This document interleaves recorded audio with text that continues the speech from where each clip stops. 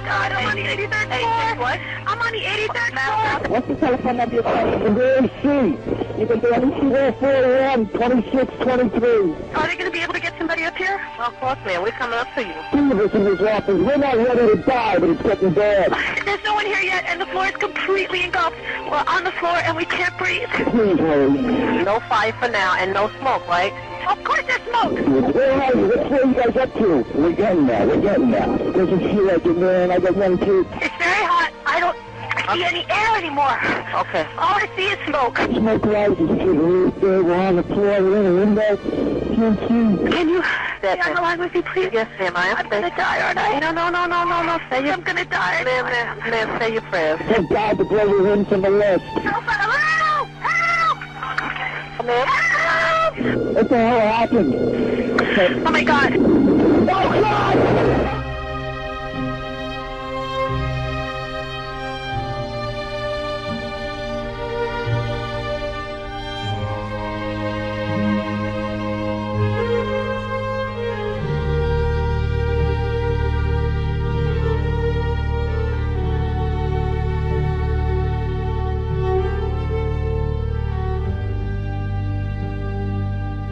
Pour la plupart des Américains, la destruction des tours jumelles reste inscrite dans leur mémoire et dans leur cœur comme le summum de l'horreur et de l'effarement, et reste synonyme de souffrance humaine totalement injustifiée.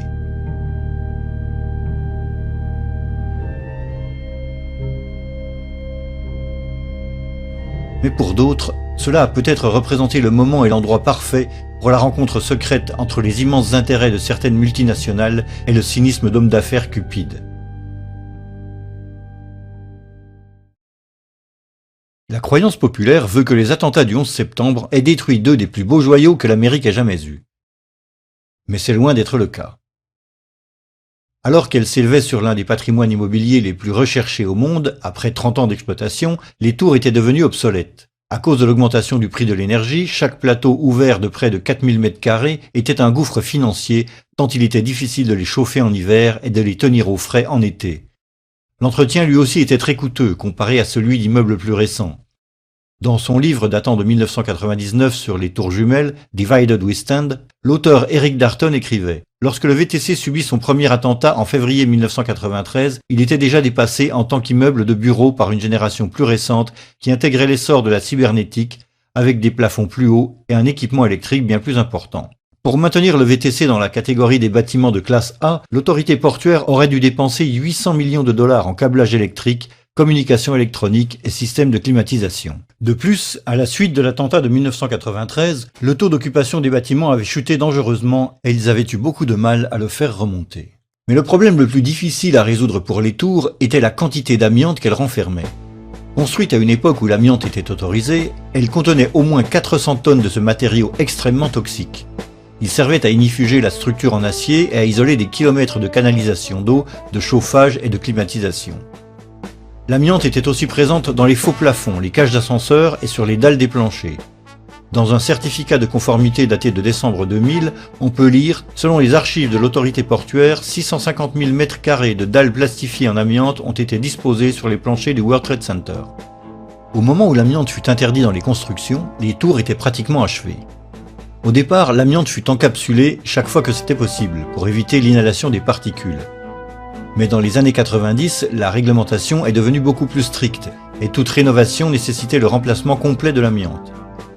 Dans le même temps, le danger sanitaire posé par l'amiante propulsa les coûts du désamiantage à des niveaux records. Les procédures de sécurité exigeaient que les secteurs à traiter soient évacués à l'avance, isolés hermétiquement et gardés en pression négative pour empêcher les fuites de particules d'amiante. Seuls des ouvriers spécialisés avaient accès au chantier, dotés de combinaisons étanches et de masques. Après leur journée de travail, ils devaient suivre une procédure de décontamination complète. Au milieu des années 90, l'autorité portuaire a soumis différents appels d'offres pour le décapage et le remplacement de l'amiante zone par zone. Par exemple, en 1995, voici le contrat pour l'installation de 2 centrales de faible voltage dans chaque tour. L'un des articles du contrat concernait le remplacement de l'amiante des planchers des étages 41, 42, 75 et 76 de la tour nord et des étages 75 et 76 de la tour sud. Le coût total du désamiantage s'élevait à 868 000 $. Tour sud, 40e étage, contrat de désamiantage, coût total 650 000 $. Tour nord et sud, désamiantage et nouveau plafond aux étages 7, 41 et 75, coût total 882 000 $. Il devint vite évident que les tours jumelles étaient passées du statut de joyau immobilier à celui de véritable gouffre financier. Dans le certificat de conformité de décembre 2000, on peut lire « De 1986 à 1999, 31 contrats de désamiantage ont fait l'objet d'appels d'offres et au total, 58,2 millions de $ ont été dépensés. À cette date, 320 000 m² de dalles plastifiées en amiante ont été retirées, soit seulement la moitié des 650 000 m² équipés. À 60 $ le mètre carré, l'autorité portuaire aurait dû débourser 20 millions de $ supplémentaires rien que pour les dalles au sol. Il y avait aussi des dizaines de milliers de mètres carrés d'amiante vaporisée à extraire des deux tours. Et enfin, il y avait les ascenseurs. Voici la liste des cages d'ascenseurs et des équipements recouverts d'amiante en décembre 2000. Dans la tour nord et dans la tour sud. Selon ces sources, en 2000, l'autorité portuaire avait sur son bureau un devis de désamiantage d'un montant d'1 milliard de $, le même prix que pour un nouvel édifice flambant neuf. Dans les années 90, l'autorité portuaire avait assigné en justice ses assureurs pour obtenir la prise en charge des travaux de désamiantage. Mais en mai 2001, 4 mois avant les attentats, l'autorité portuaire de New York et du New Jersey venait juste de perdre la bataille après 10 ans de procédure. L'autorité portuaire se trouva alors coincée. Les tours jumelles ne pouvaient plus être exploitées sans supporter le coût du désamiantage, mais elles ne pouvaient pas être démolies à cause de toute l'amiante qu'elles renfermaient.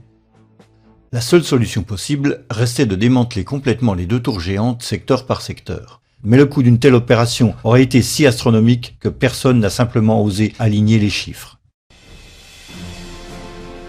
Par chance pour tous, ce statu quo fut brisé lorsqu'un géant de l'immobilier dénommé Larry Silverstein, déjà propriétaire du World Trade Center 7, offrit de signer un bail de 99 ans pour les deux tours. 76 years old and look at him go. He walks fast, talks fast and is always selling.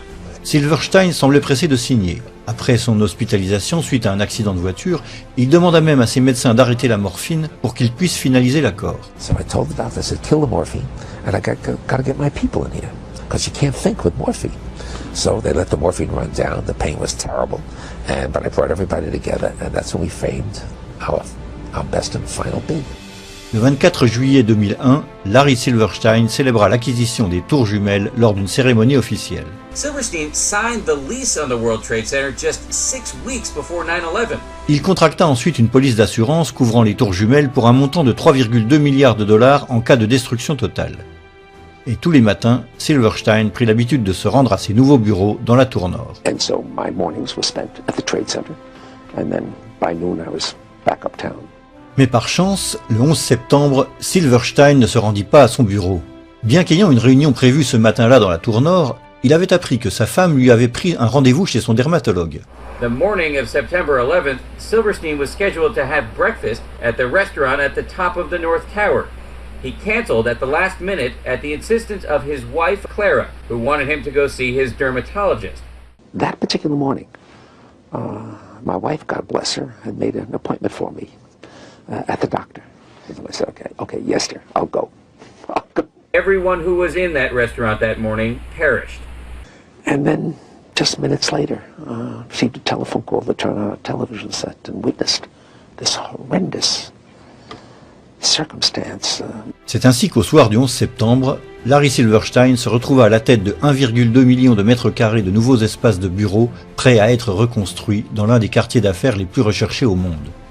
Et puisque, selon Silverstein, les attentats constituaient deux événements distincts, il exigea que les compagnies d'assurance paient 7 milliards de $ pour ce qu'il avait toujours appelé « mes trois tours ». I will spend $7 billion on my 3 towers. Finalement, un accord fut conclu pour un montant de 4,5 milliards de $, supérieur d'un tiers au montant initial assuré par Silverstein.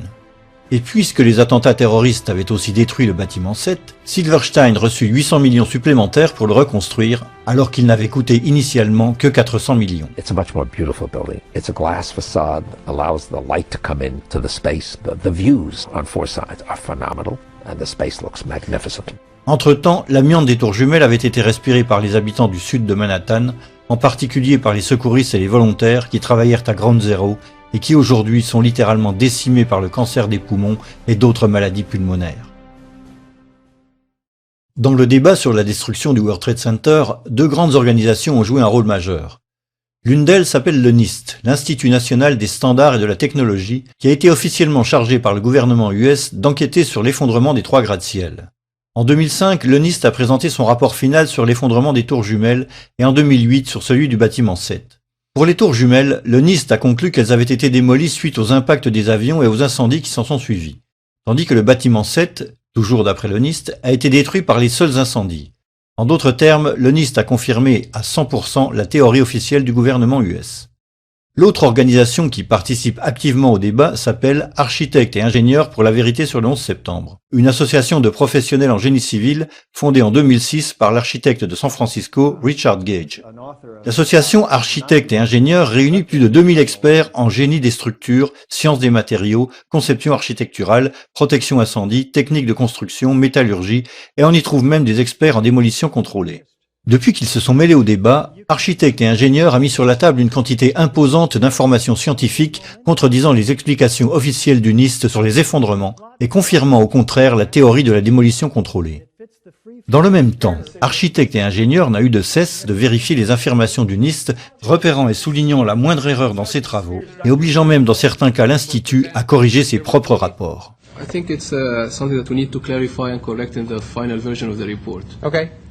La première question à éclaircir concerne la résistance et la solidité réelle des tours jumelles, dès lors que la commission du 11 septembre, tout comme les débunkers, n'ont pas ménagé leurs efforts pour les présenter comme des bâtiments extrêmement légers et fragiles. The outside of each tower was covered by a frame of 14-inch wide steel columns.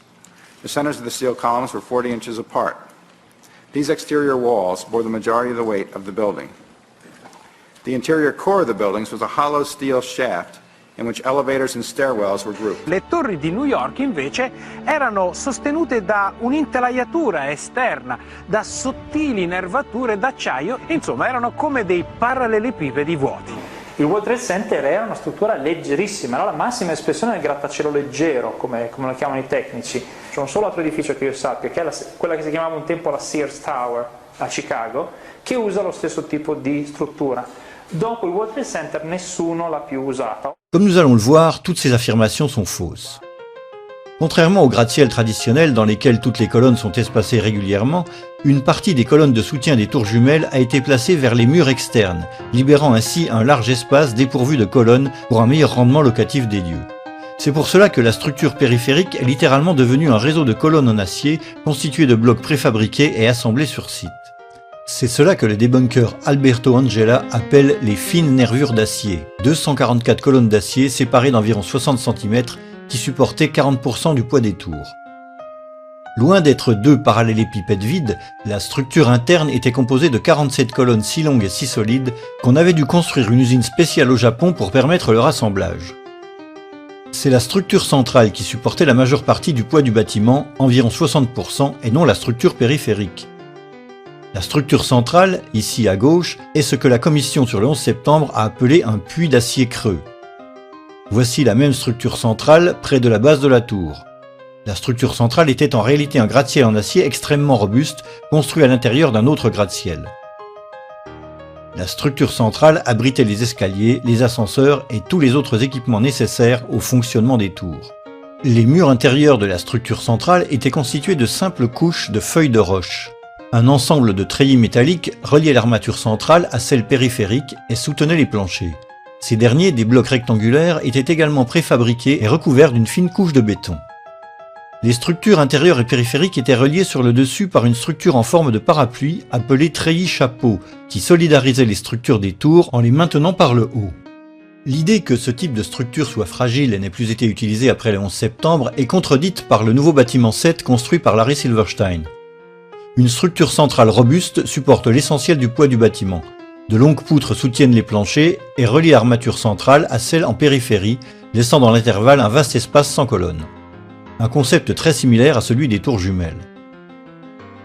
Plus important encore, les débunkers oublient de mentionner que les tours jumelles étaient construites avec un facteur de redondance structurelle de 3 à 5 fois le poids qu'elles étaient censées supporter.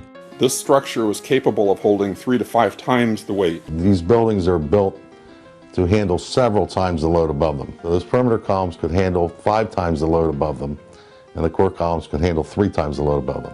À propos de la solidité des tours jumelles, l'Institut de technologie du Massachusetts a déclaré que ces 244 colonnes périphériques en faisaient l'un des gratte-ciels les plus redondants et les plus résistants qui soient.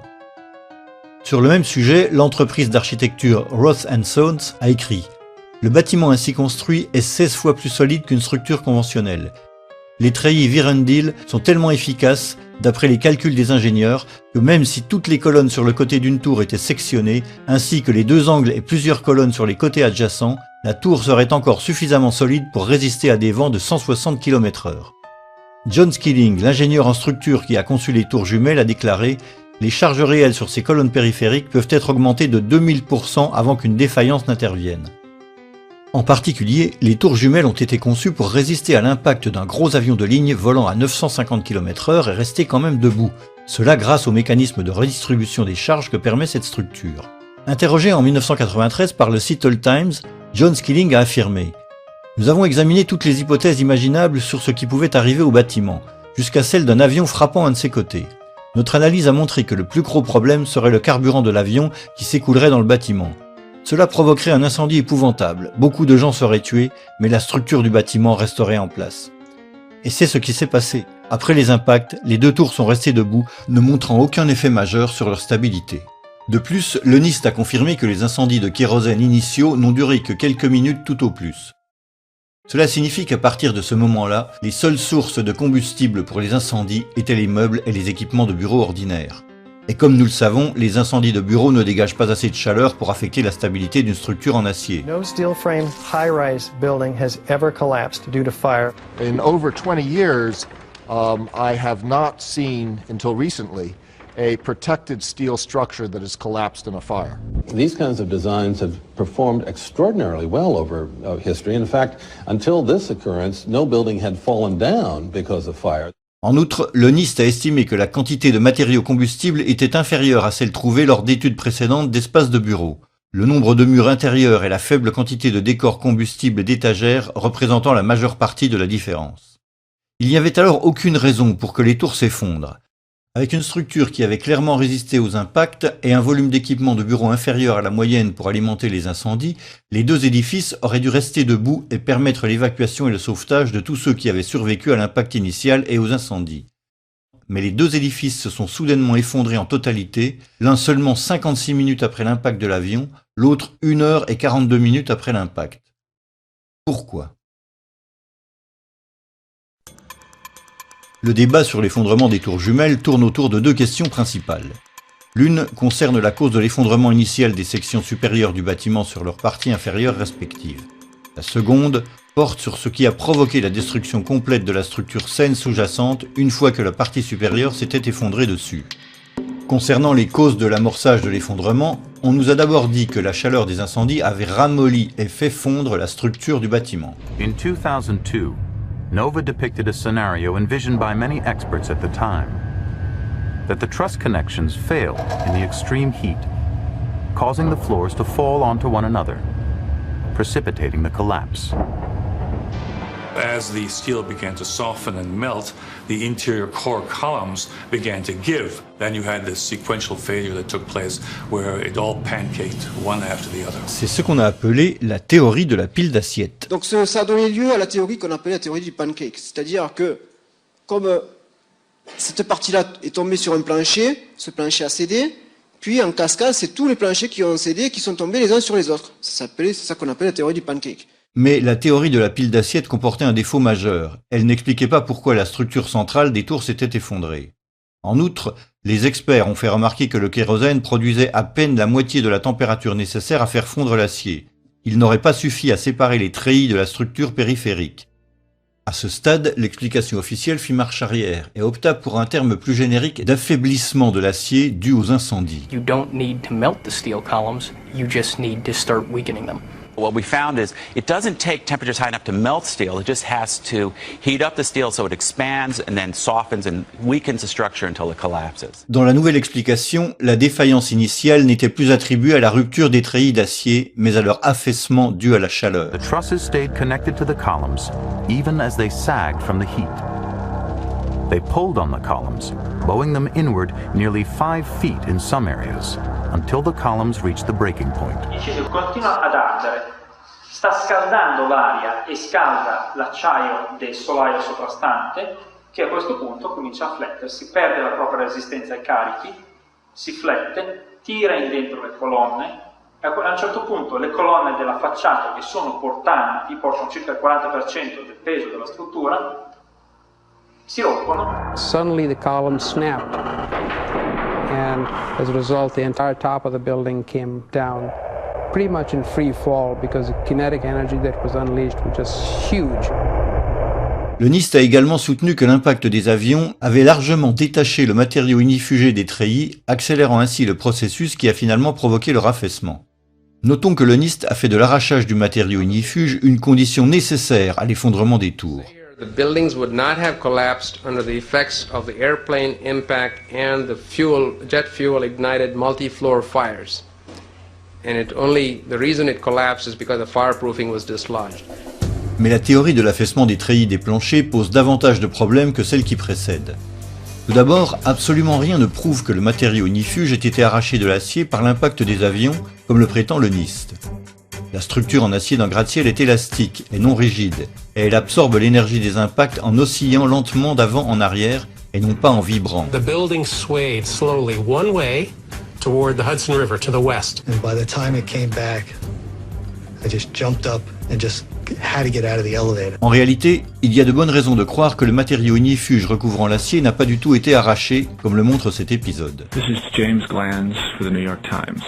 When the plane hit the North Tower between the 94th and the 98th floors, Steve McIntyre, an engineer for the American Bureau of Shipping, was reading his email on the 91st floor.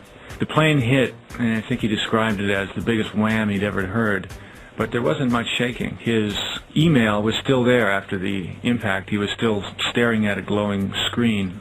He had a little knick-knack, a piece of slate in the shape of a sailboat, hadn't fallen off his desk. Pictures of his wife and kids just propped up on a bookcase were still upright. Nothing had fallen over. McIntyre se trouvait juste sous le point d'impact. Si ces photos de famille ne sont pas tombées, pourquoi le matériau ignifuge pulvérisé sur les colonnes d'acier aurait-il été entièrement arraché?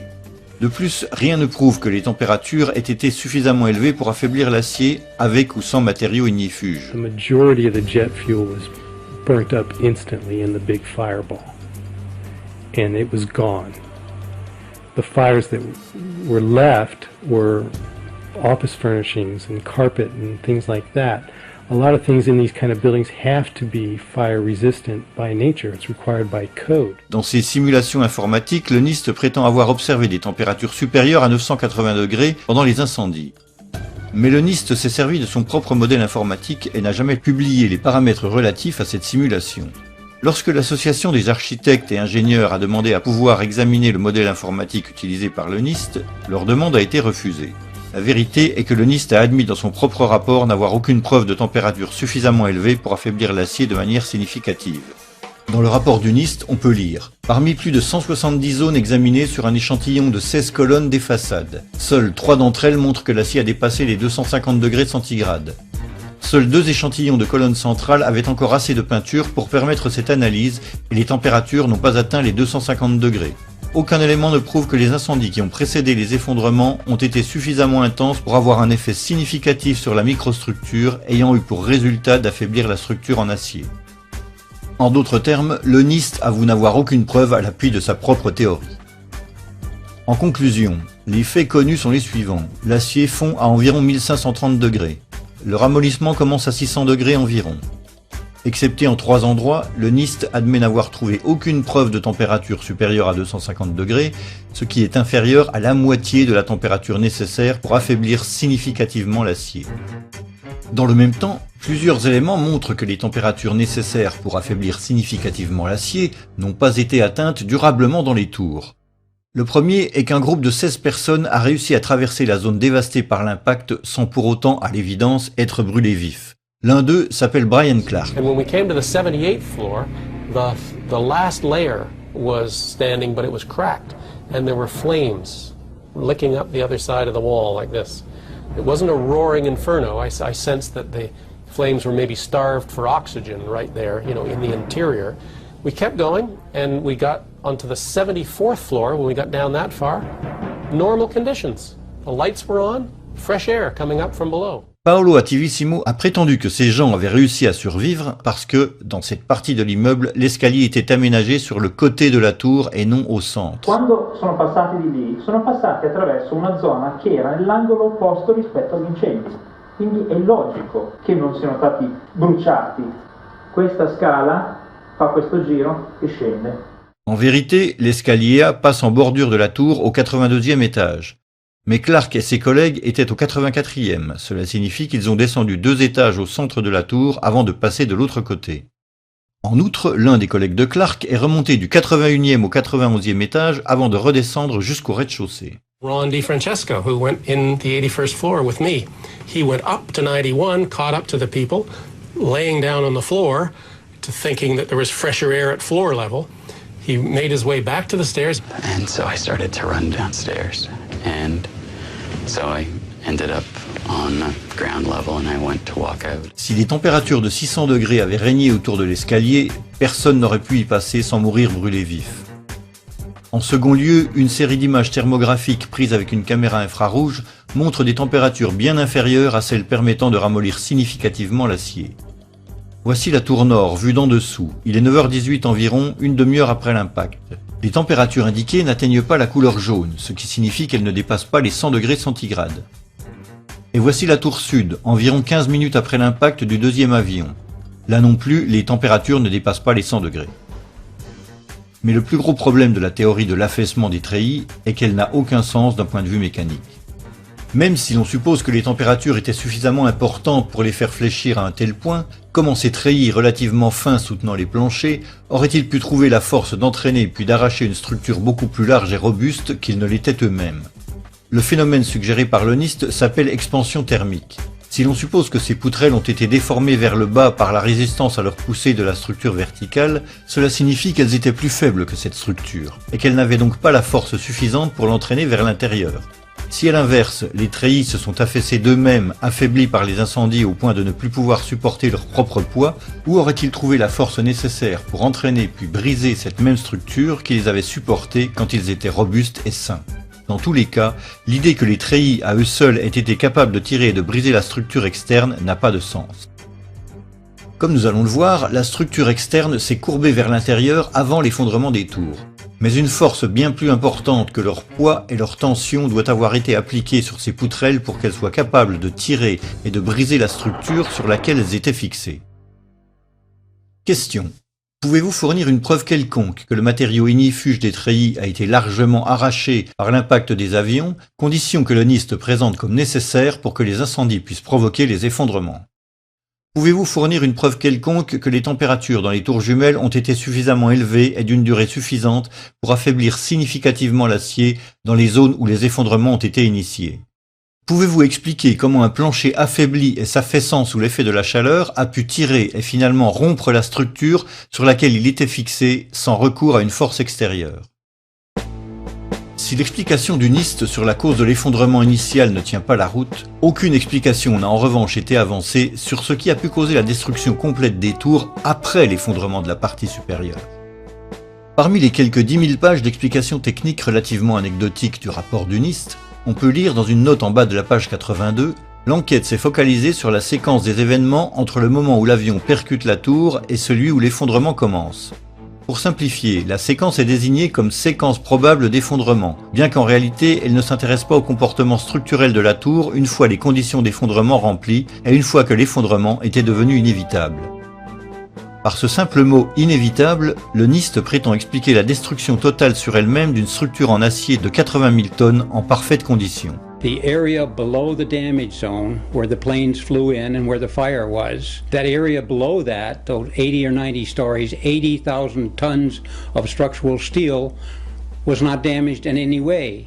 Yet you stood there and watched it destroy itself, wiping out floor by floor all 287 structural columns as if they didn't exist underneath the damage zone. Lorsqu'un site de debunking bien connu a écrit au NIST pour demander une clarification sur la séquence des effondrements, il a reçu une réponse similaire. Le NIST n'a pas décrit la séquence spécifique des événements une fois l'effondrement initié.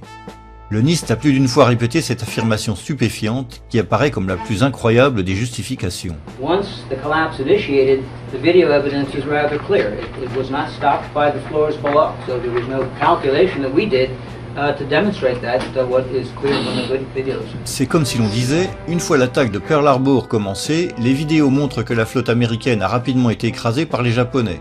Nous n'avons donc pas jugé utile de déterminer comment cela avait pu se produire. Pour cacher cet aspect embarrassant du rapport, les debunkers font souvent référence à des études indépendantes qui prétendent expliquer les effondrements par la seule force de gravité. Ci sono opere tecniche come quelle che vedete citate qui che analizzano in estremo dettaglio la dinamica del crollo delle torri gemelle e non trovano niente di strano. L'étude la plus souvent mentionnée s'intitule « Ce qui a causé ou pas l'effondrement des tours jumelles du World Trade Center à New York par l'ingénieur tchèque Zdeněk Bazan ». Mais dans sa propre étude, Bazan admet avoir travaillé sur un modèle unidimensionnel quand il déclare « Le basculement important observé pour la tour sud nécessiterait un modèle tridimensionnel de l'effondrement progressif ». Mais quoi qu'il en soit, ce n'est pas à des études privées d'expliquer l'effondrement des tours jumelles. Le NIST a reçu 20 millions de dollars des contribuables américains pour déterminer pourquoi et comment les tours nord et sud du World Trade Center se sont effondrées à la suite de l'impact des avions. À ce jour, il n'a toujours pas fourni de réponse. C'est pour cela que l'Association des architectes et ingénieurs a continué de faire pression sur le NIST en leur demandant de publier leurs données sur l'énergie potentielle libérée lors de la phase descendante des étages supérieurs et la capacité de résistance de la structure intacte en dessous de la portion qui s'est effondrée. Structural engineers do this every day. This is not rocket science. You have the known weight of this building mass. You have what are known columns below it in order to resist it. You let it go in your models and you calculate what the resistance is. Why didn't they do it? Could it be because they knew darn well that it would not have collapsed at all? En réalité, si le NIST n'a jamais expliqué les effondrements par la seule force de gravité, c'est sans doute qu'il est impossible de le faire sans violer au moins deux lois fondamentales de la physique. L'une d'elles est la troisième loi de Newton qui veut que pour toute action, il y ait une force égale de réaction. Cela signifie que deux forces opposées se neutralisent. Lors d'une collision frontale, deux automobiles absorbent chacune leur énergie cinétique et la convertissent en déformation ou en dégâts. Puis le système s'équilibre et se met au repos une fois que toute l'énergie a été dépensée. The top section, pushing on the bottom section, it's going to meet equal forces as it goes. Both sections are going to be demolished at the same rate. So by the time you've crushed up 15 stories below it, the top 15 stories are also going to be crushed. And so there's nothing left now to crush the rest of the building. Nous aurions dû assister à quelque chose comme ça lorsque la partie supérieure des tours s'est effondrée sur la partie inférieure. Les parties supérieures et inférieures auraient dû se détruire mutuellement jusqu'à ce que l'énergie se dissipe et que le système atteigne un nouvel équilibre et se mette au repos. Ou bien, comme le montre cette expérience sur deux tours construites en neige, la partie supérieure aurait pu glisser sur le côté après le déclenchement de l'effondrement.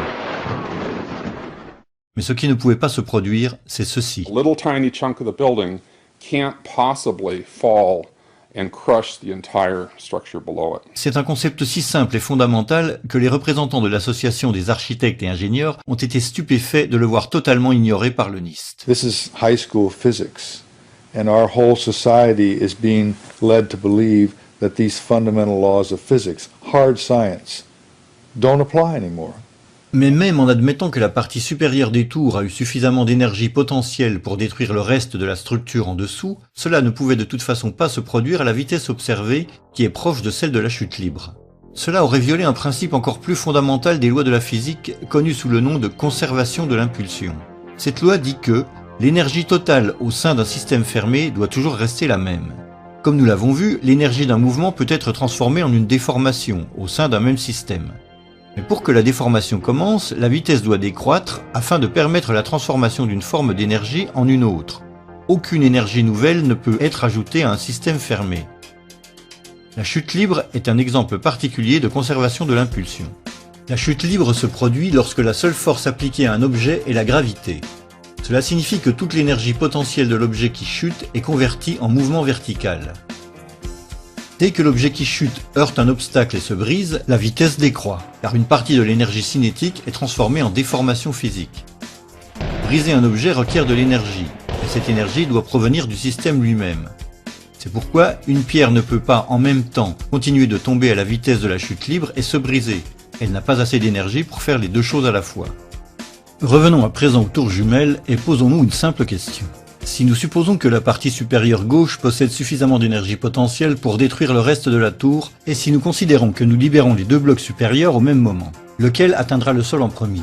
Le second, bien sûr, puisqu'il ne rencontre aucun obstacle sur son passage.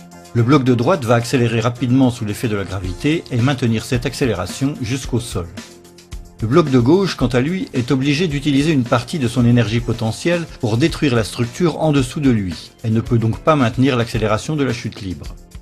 Dans le cas des tours jumelles, les deux parties supérieures ont pourtant atteint une accélération proche de celle de la chute libre, comme si leur chemin avait été libéré de tout obstacle.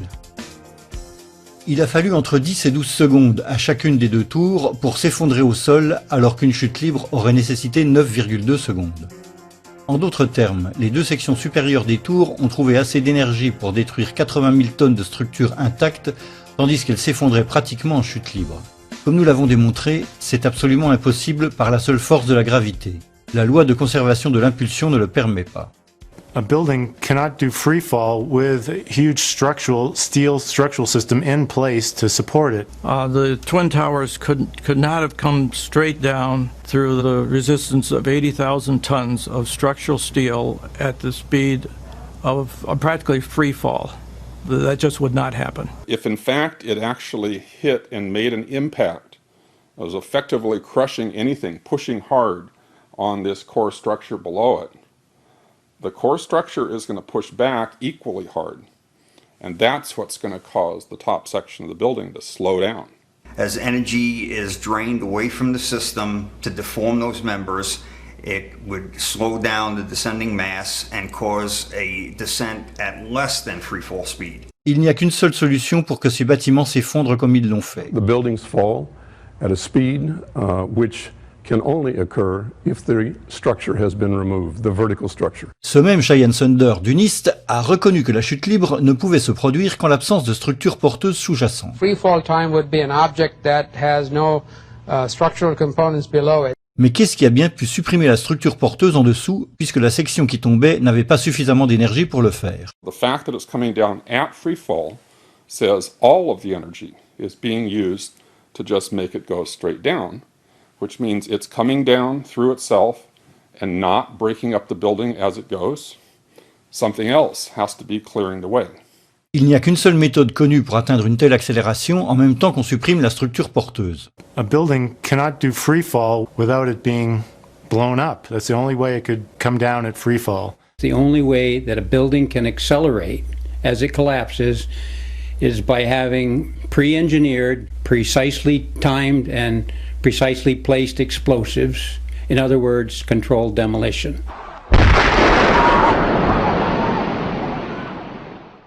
Mais puisqu'une vitesse de chute proche de la chute libre signifie automatiquement démolition contrôlée, les débunkers ont tenté de nier le fait que les tours soient bien tombées en 10 secondes. Tempi di crollo, si parla di 10 secondi, tempo di caduta libera, esatto, ma i tempi di crollo delle torri gemelle non sono quelli di una caduta libera, sono, sulla base dei video disponibili, di almeno 16 secondi. Basta ascoltare la durata del boato.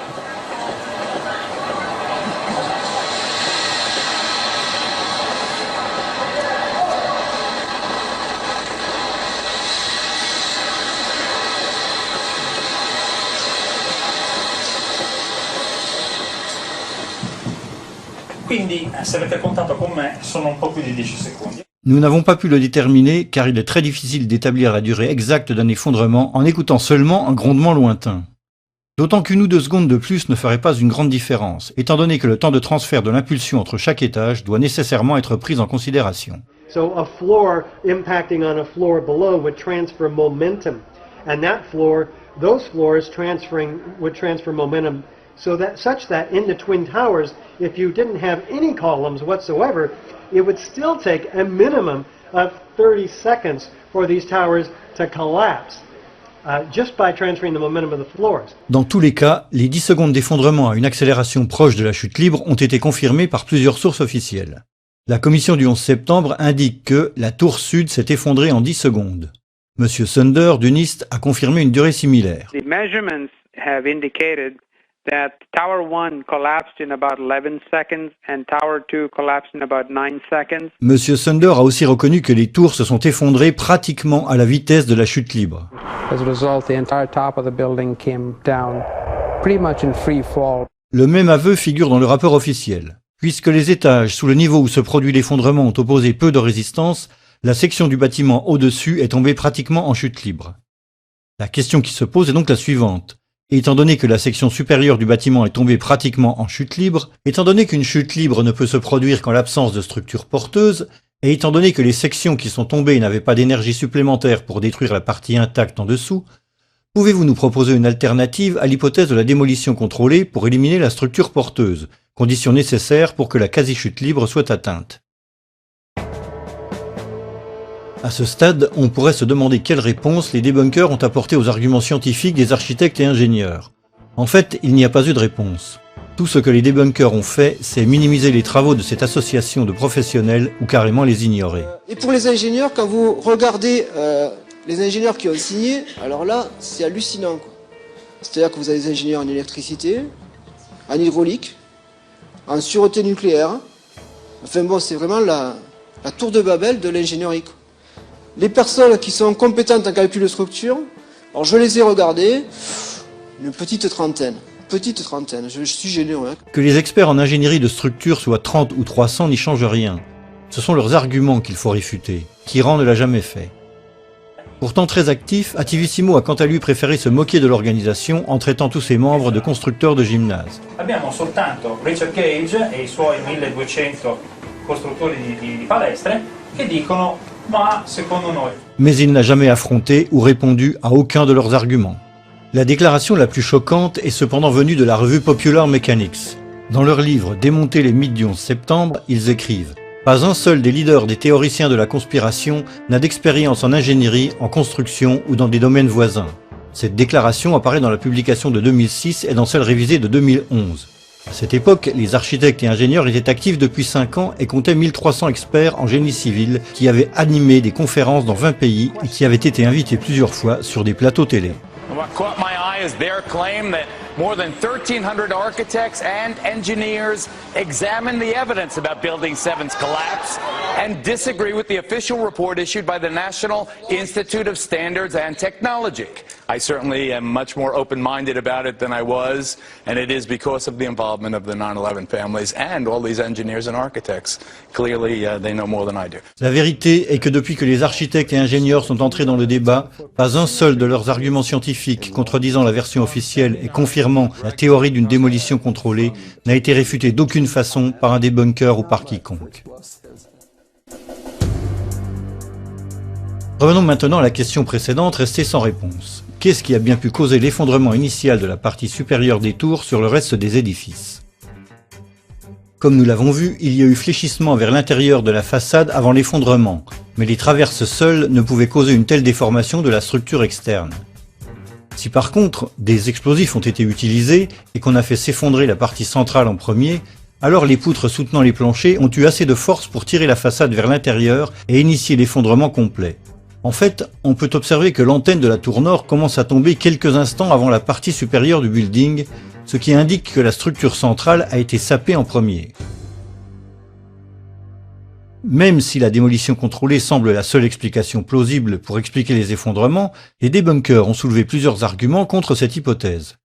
Le premier est qu'il aurait été impossible de placer des explosifs aux yeux de tout le monde. It would take an army of workers. It would take months. So this idea that, some crew dressed in black could sneak in the middle of the night and wire a building like that to be demolished is just, it's absurd. Ipotizziamo che siano veramente state minate. Come si fa? Entrano di nascosto delle persone, portano dell'esplosivo. Scusi, devo lasciare qui questa serie di zainetti. Non ci faccia caso, poi spariscono. Il faut cependant prendre en compte plusieurs choses. Tout d'abord, au cours des mois précédant le 11 septembre, une rénovation majeure des ascenseurs a été entreprise dans chacune des deux tours. Dans la revue Elevator World de mars 2001, on peut lire « La société Ace Elevators a entrepris dans le prestigieux World Trade Center de New York sans doute la plus grande et plus complexe opération de modernisation d'ascenseurs dans l'histoire de l'industrie. Cela ne veut pas dire que cette société a un lien quelconque avec la possible installation d'explosifs. Mais une modernisation de cette ampleur peut avoir fourni la couverture idéale à une équipe de spécialistes qui aurait ainsi eu accès en permanence à la structure interne des bâtiments. Comme l'a expliqué Richard Hummon, ingénieur électricien en chef des tours jumelles, les cages d'ascenseurs donnaient accès directement aux colonnes du noyau central. I'm very familiar with the interior structure that surrounded the elevator shafts and, of course, their access to the elevator shafts gave them total access to the surrounding core columns, the interior of the core columns. Deuxièmement, des manutentions d'équipements lourds sur les planchers d'étage supposés vides ont été entendues dans les semaines juste avant le 11 septembre. Scott Forbes travaillait pour une institution financière au 97e de la Tour Sud. It must have been at least 4 to 6 weeks before 9/11. It was like rebuilding work going on upstairs. The tenants, the people from Aon who had been there were moved somewhere else. The offices were just vacant. And there was a lot of heavy machinery building work going on. It was almost like pneumatic drills and lots of hammering, so much so that the floors were shaking. That's how noticeable it was. It was almost as if something heavy was being moved and then it was being taken off wheels and it was like boom. Our floor underneath literally shook. You could feel the weight above you. William Rodriguez, employé aux Tours Jumelles depuis plus de 20 ans, se souvient également de ces bruits. As I stood there on the 33rd floor, I heard very strange noises on the 34th floor. I heard very heavy equipment being moved around, and it sounded like dumpsters with metal wheels being moved around, and I got scared because I knew it was an empty floor. Nobody was supposed to be there. As a matter of fact, not even the elevators stopped there. You have to have a special access key to open the door on the 34th floor. Troisièmement, suite aux attentats de 1993, des chiens renifleurs avaient été mis en place pour la sécurité des tours jumelles. Mais d'après un agent de sécurité, le jeudi 6 septembre, les chiens ont subitement été retirés sans motif apparent.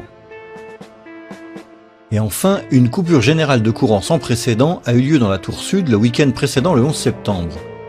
Pour la première fois en 30 ans, tous les systèmes de sécurité du bâtiment ont été coupés en même temps. Les visiteurs pouvaient aller et venir comme ils le voulaient, y compris dans les zones protégées, sans être vus ou enregistrés par les caméras de surveillance. The previous weekend there had been a power down. Because of the power down, there was a complete breakdown of security that weekend. We had guided tours coming into secured areas by mistake and nobody picking it up because there's no intrusion alarms or anything else. Scott Forbes était également présent pendant la coupure générale. There was a power down in the South Tower on the weekend of the 8th and 9th of September. And it wouldn't have just have affected camera security, it would have affected all the secure systems on doors for either key locks or security badges and so on to undo them. They weren't working because they're all powered by electricity, so there was no power, there was no backup system, therefore they were all open. What again was the excuse that the Port Authority gave you, Scott, for this 36-hour period of the power being down in the South Tower? The explanation was that there was a recabling exercise to increase the bandwidth of networks that were available in the towers. But what I can recall is that there were plenty of toolboxes, there were plenty of spools of cable, there were men around wearing overalls. You know, they appeared to be like engineers. At the time, it seemed perfectly legitimate what they were doing because this was the story we were given, that there was a recabling exercise. Les débunkers ont raison. Il aurait été difficile d'introduire des explosifs sans se faire remarquer. Mais avec une bonne couverture, il était possible de le faire aux yeux de tout le monde sans que personne ne soupçonne ce qui était en train de se passer. Un autre argument des débunkers tient au fait que d'après eux, les démolitions contrôlées commencent toujours par la base, alors que la destruction des tours jumelles démarre par le haut. Controlled demolitions always begin from the bottom of a building. you cut the bottom columns and then the building falls. If you look at the World Trade Centers, both of them began at the impact wounds where the planes hit. Il crollo da torre parte dall'alto, mentre nelle esplosioni controllate parte sempre dal basso. Si demoliscono le fondamenta, poi si va su e la torre, il palazzo che deve essere demolito, crolla subito. Mais ce n'est pas vrai.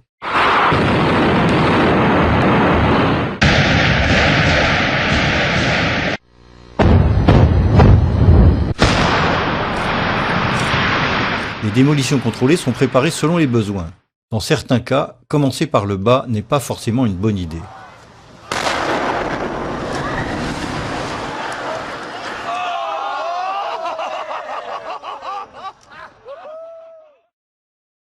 Cela nous amène directement à la question des explosions. Dans la même interview dans laquelle il encense la solidité des tours jumelles, John Skilling a déclaré « Je ne dis pas que des explosifs bien placés tels que des charges linéaires d'une certaine puissance ne pourraient pas causer d'immenses dégâts. J'imagine que si vous preniez le meilleur expert dans ce domaine et que vous lui demandiez de détruire ces bâtiments avec des explosifs, je suis prêt à parier qu'il saurait le faire. » Le 11 septembre, des dizaines de fortes explosions ont été signalées par les pompiers, les policiers, des journalistes et de simples citoyens, à la fois avant et pendant la chute des deux tours. Pourtant, les débunkers avancent une explication simple. Les témoins ont confondu, ce n'étaient pas de vraies explosions. È strano e interessante notare che tutti i testimoni che parlano di esplosioni le hanno sentite, nessuno le ha mai viste. There are things that happened inside the building, pieces coming loose as a result of the extreme impact, very well may have been interpreted as explosion. Molto spesso i profani parlano di explosion, ma non intendono strettamente la carica di dinamite che fa boom, parlano di botto, di boato, e il boato può essere dovuto a tante ragioni. What's an explosion sound like? Most people don't know because most people have never heard one. So any sharp, loud bang, that's probably an explosion. En fait, la plupart des explosions ont été signalées par des pompiers ou des policiers, mais personne ne sait mieux qu'eux reconnaître une explosion dans un immeuble en feu. As we were getting our gear on and making our way to the stairway, there was a heavy-duty explosion. Everybody just started running for the door. Everybody was trapped. New York's bravest never had a chance. We really never even got that close to the building. An explosion blew and it knocked everybody over. The whole time you're hearing boom, boom, boom, boom, boom. So I think I know an explosion when I hear it. En août 2005, le New York Times a publié 12 000 pages de témoignages enregistrés de 503 pompiers et secouristes présents au World Trade Center le 11 septembre. Plus de 100 d'entre eux, soit 1 sur 5, a affirmé avoir entendu des explosions dans les tours avant ou pendant leur effondrement. Les citoyens ordinaires semblent aussi avoir été capables de distinguer entre les explosions et de simples objets tombant au sol. Either they blew the lobby up or something, because it blew the glass out of the doors and knocked us all down, and I got smoke and everything on me. I just feel a little shook up because I got blasted, you know. So.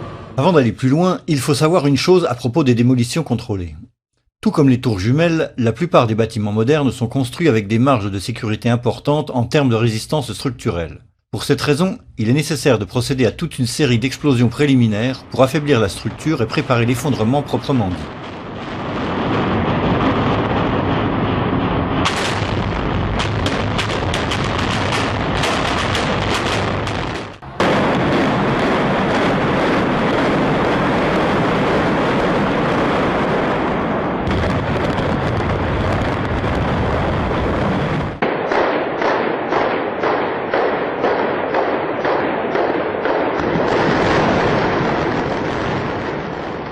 De toute évidence, dans le cas des tours jumelles, il n'était pas possible de déclencher toutes les explosions préliminaires au même moment, juste avant l'effondrement. Pour mieux les dissimuler, il était plus malin de les déclencher à des moments différents, de manière espacée, entre l'impact des avions et l'effondrement final. Pour cette raison, il est important de garder à l'esprit la chronologie exacte des événements. 8h46, premier impact contre la tour nord. 9h03, second impact contre la tour sud. 9h59, effondrement de la tour sud. 10h28, effondrement de la tour nord. 17h20, effondrement du bâtiment 7. Les témoins désignent par première explosion celle de l'impact du premier avion, tandis qu'ils appellent explosion secondaire celles qui se sont produites à des moments différents entre l'impact des avions et l'effondrement des tours. That first secondary explosion really got us spooked because we were in the building. Then there's those secondary explosions and then the subsequent collapses. We've heard reports of secondary explosions after the aircraft impacted. D'après plusieurs témoins, il y a eu une explosion secondaire dans le sous-sol de la tour nord juste avant l'impact du premier avion. At 8:30, he says he was headed to level B4 in Tower 1, 4 stories below ground. I go downstairs, the foreman tells me to go to remove the containers. As I'm walking by the main freight car of the building, in the corridor, that's when I got blown. I mean, the impact of the explosion, of whatever happened, it threw me to the floor. Morelli se souvient ensuite d'une seconde explosion distincte de la première. I was racing, I was going towards the bathroom, all of a sudden, I opened the door, I didn't know it was a bathroom, and all of a sudden a big impact happened again. And all the ceiling tile was falling down, the light fixtures were falling. D'après la commission sur le 11 septembre, c'est le carburant de l'avion, en se déversant dans la cage d'ascenseur, qui a causé l'explosion dans le sous-sol. Dans le rapport final, on peut lire: une boule de feu de kérosène s'est formée à l'impact et a frappé au moins une colonne d'ascenseur. La boule de feu a explosé au niveau de certains étages inférieurs, y compris au niveau B4, 4 étages sous le niveau du sol. Mais les témoins parlent d'une explosion dans le sous-sol avant même l'impact de l'avion. Very strong. Boom! An explosion so hard that pushed us upwards. Upwards. And it came from the basement, between the B2 level and the B3 level. And at that moment, I thought it was the mechanical room where they have all the pumps and the generators for the building, that maybe a generator just blew up on the basement. Now, 20 years in the building, you know something that comes from the bottom and something that comes from the top. And when I went to verbalize that it was a generator, we hear, boom, all the way on the top, the impact of the plane on the top. 2 different events, 2 different times.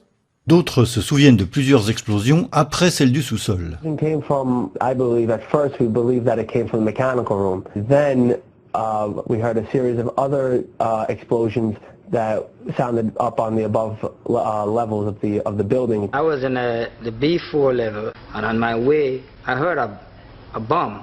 So I says, probably the transformer again blew up. So I stepped back, finished what I had to finish, and I started towards the door again. And there come a big blast with a big ball of fire.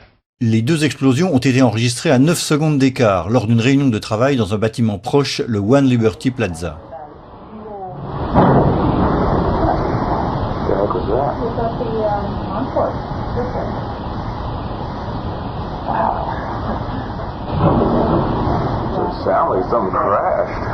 Lorsqu'on posa cette question précise aux journalistes de Popular Mechanics, ils choisirent de ne pas y répondre et se retranchèrent derrière l'explication générique du kérosène se déversant dans les cages d'ascenseur. Ask what your guys' explanation is for Willie Rodriguez's testimony that he heard, experienced, and his coworkers were actually burned by an explosion in the basement of the North Tower prior to the plane hitting, and this has been verified by at least 20 different eyewitnesses. Jim Meggs of Papa Mechanics.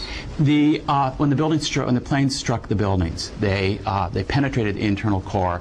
Jet fuel poured down stairwells and elevator shafts, setting off secondary explosions. Not to mention the horrific impact of these fully loaded planes hitting the structure and causing enormous swaying. It's interesting to note too that you still didn't address the fact that it was before Empire State Building crash back in 1945. Mais l'explication du jet fuel dans les cages d'ascenseur pose plusieurs problèmes. Tout d'abord, aucun ascenseur public ne reliait directement le sous-sol au niveau supérieur des tours. Chaque tour était constituée à la manière de 3 bâtiments superposés, avec chacun son propre système d'ascenseur. Il n'y avait que 2 ascenseurs reliant le hall d'entrée au 44e étage et au 78e étage. Mais l'avion a frappé le 95e étage, ce qui signifie que le kérosène n'a pas pu se déverser par ces cages d'ascenseur. Seules 2 cages d'ascenseur reliaient le sous-sol au sommet des tours et elles étaient surtout utilisées par le personnel de service. Arturo Griffiths se trouvait dans l'un d'eux. Well, I was on my way from B2 to 49th floor. Non seulement Griffiths n'a pas été carbonisé par ces supposées boules de feu, mais il a clairement entendu 3 explosions séparées. And there was a loud explosion and the elevator dropped. When the elevator finally stopped, they had an explosion that bring the doors inside the elevator. And then they had another explosion on the panel that threw me, against the wall.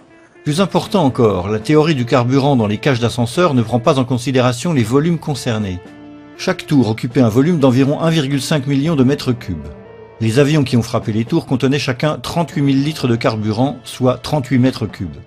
Ce graphique à l'échelle montre à quoi ressemble 38 mètres cubes par rapport au volume des tours. En supposant qu'environ la moitié du kérosène a brûlé lors de l'impact, il ne restait donc plus que 19 mètres cubes de carburant. Mais une grande partie de ce carburant a servi à déclencher les feux aux différents étages, comme l'a expliqué M. Meggs lui-même. Jets crashed into buildings. They crashed at an angle, which meant that their wings, which is where they store most of their fuel, cut through multiple floors. So they splashed fuel and debris across multiple floors of the building, igniting fires.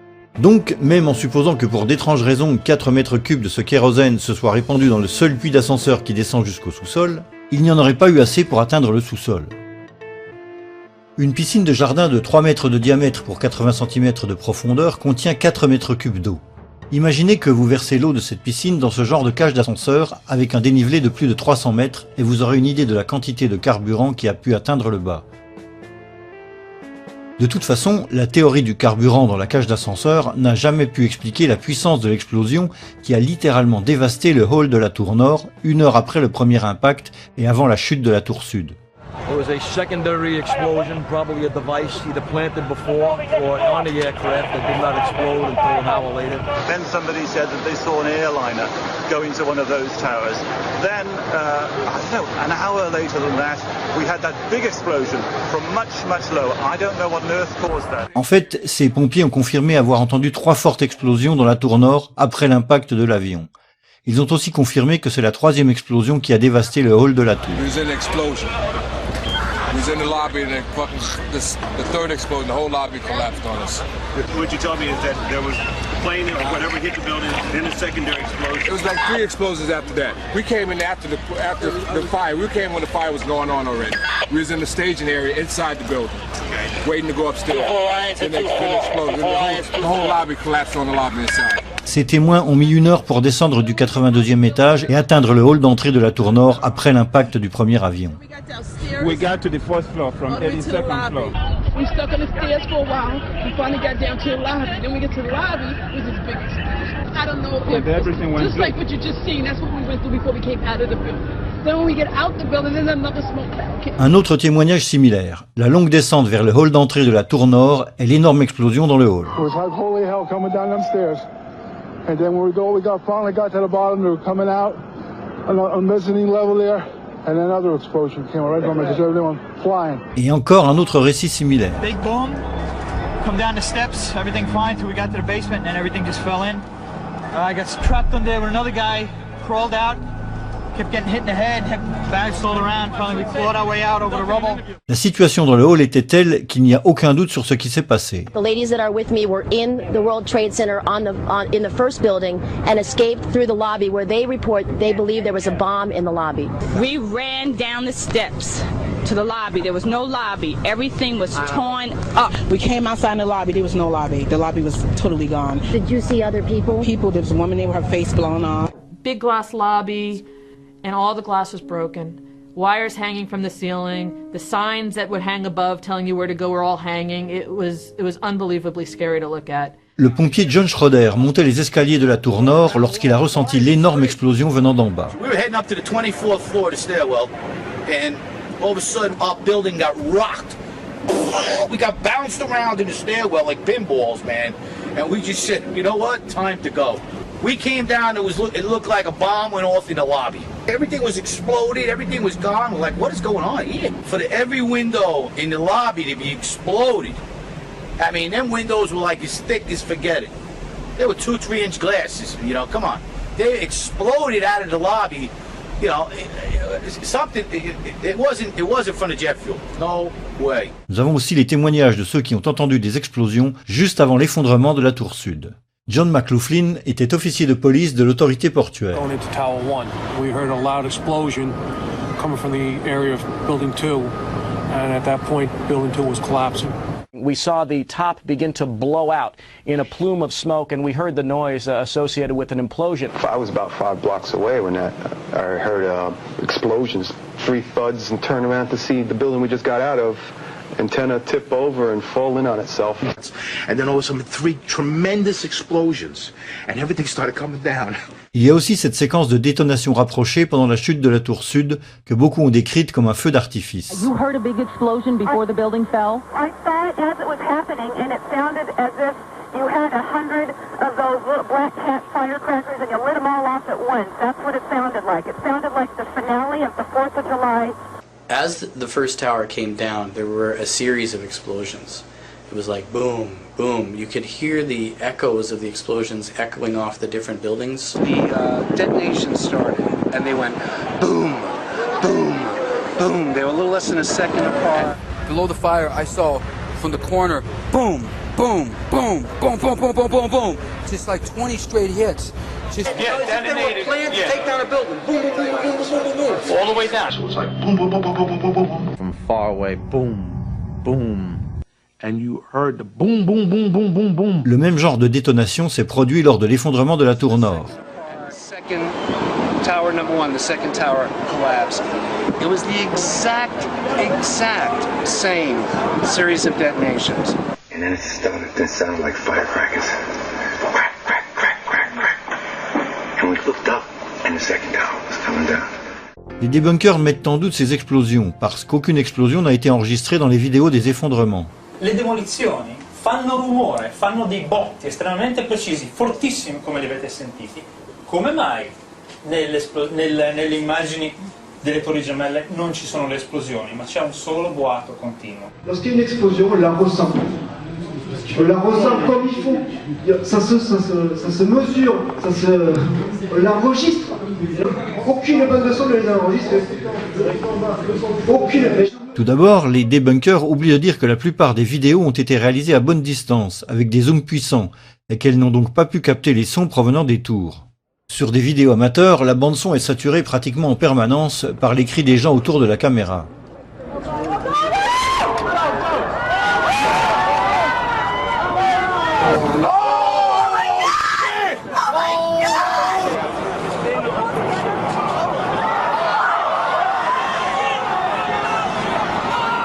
Dans tous les cas, il est faux de dire qu'aucune explosion n'a été enregistrée par les caméras. Dans ce film, par exemple, on peut entendre une série de fortes détonations juste avant l'effondrement. Sur la gauche, couverte de fumée, la tour sud est sur le point de s'effondrer.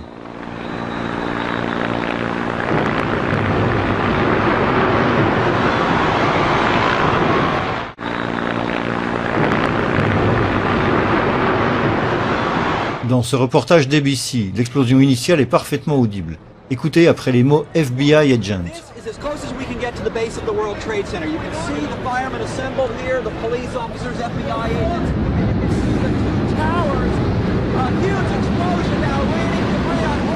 Le son de l'explosion est plus facile à distinguer si l'on sépare la piste stéréo du micro de celle de la caméra.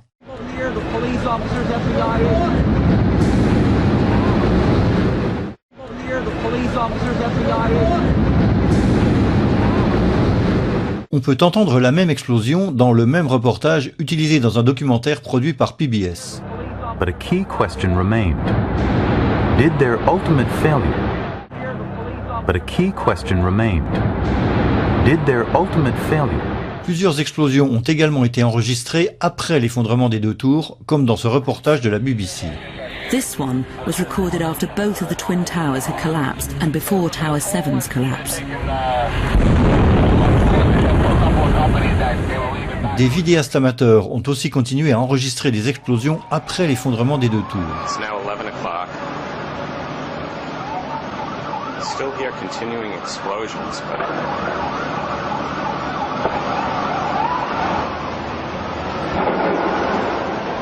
it's another explosion.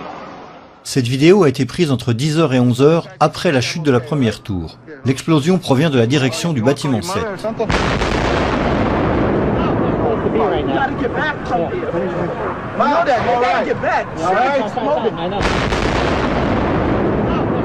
En fait, une énorme explosion a été signalée dans le bâtiment 7 avant sa chute. Peu après 9h, Barry Jennings descendait les escaliers du bâtiment 7 et essayait de rejoindre le rez-de-chaussée. Well, me and Mr. Hess, the corporation counsel, were on the 23rd floor. I told him we got to get out of here. We started walking down the stairs. We made it to the 8th floor. Big explosion. Blew us back into the 8th floor. Jennings s'est retrouvé coincé dans le bâtiment pendant plusieurs heures avec son collègue Michael Hess.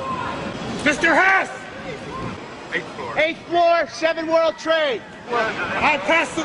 Après avoir été secouru par les pompiers, Monsieur S a également confirmé l'énorme explosion au 8e étage. So, Mr. Hess, you were trapped in, I believe, 7 World Trade Center. Go ahead, sir.